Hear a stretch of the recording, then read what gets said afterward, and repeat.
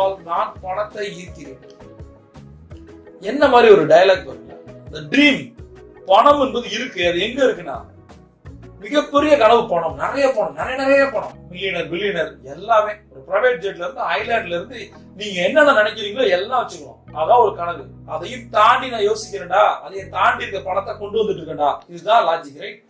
பணத்தை ஈர்த்துட்டு இருக்கீங்க. நம்ப முடியாத, நினைக்க முடியாத பிரம்மாண்டமான ஒரு பணத்தை உங்களால் ஈர்க்க முடியும்.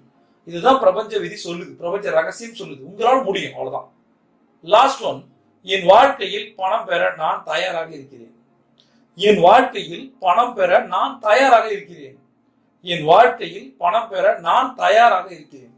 பணம் பெறுவதற்கு நான் தயாரா இருக்கேன், ரெடியா இருக்கேன்.